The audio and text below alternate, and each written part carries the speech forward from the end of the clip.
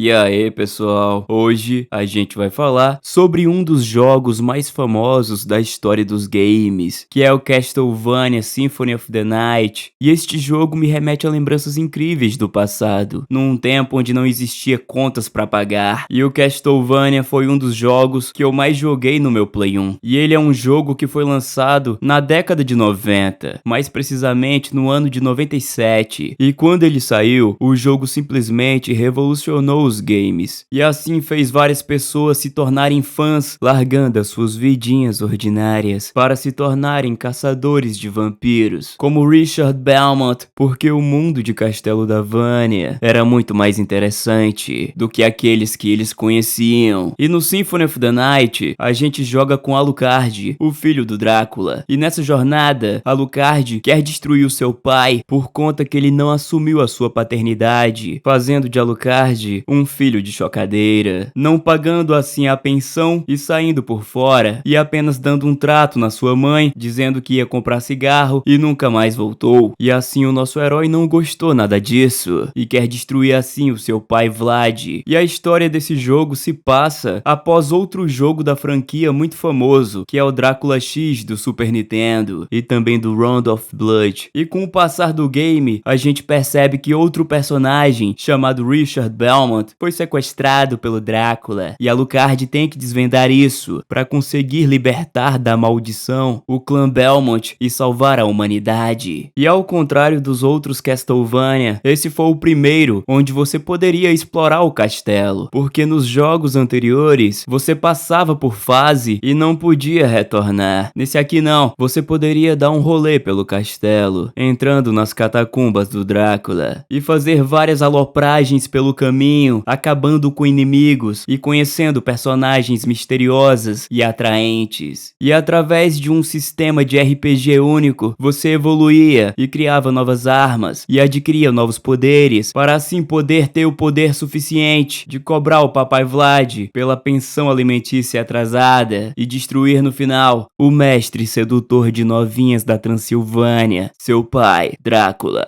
E na pós-produção desse game, castelos de verdade serviram como inspiração para o castelo do Drácula, onde o castelo de Neuschwanstein, na Alemanha, e a abadia de Mont Saint-Michel, na França, foi simplesmente a inspiração do castelo do game. E quando o jogo foi lançado e os nerdões se acabaram jogando, a crítica elogiou o trabalho e disse que Castlevania era simplesmente o ressurgimento dos jogos 2D que estavam em declínio naquela época, e que através do seu sistema de jogo totalmente dinâmico e não linear, Castlevania acabou criando um novo gênero chamado Metroidvania, onde Castlevania pegava elementos do jogo Super Metroid e os redefinia e os recolocava nesse jogo de vampiros que adoravam seduzir mulheres indefesas, fazendo assim um amorzinho sobrenatural, e assim não assumia a paternidade, criando uma trama de vingança e de maldade entre Alucard e o seu papai Vlad. E parte do sucesso do game se deve ao diretor Koji Igarashi e também o produtor e co-diretor Toru Hashihara, que aqui queriam criar um jogo grande e não linear, com várias possibilidades de exploração, mesmo que o game ainda fosse numa pegada hack and slash. Não dá pra notar que sem Koji Igarashi na produção, esse jogo não seria o mesmo. E o que dizer também da trilha sonora desse game, que é simplesmente fantástica.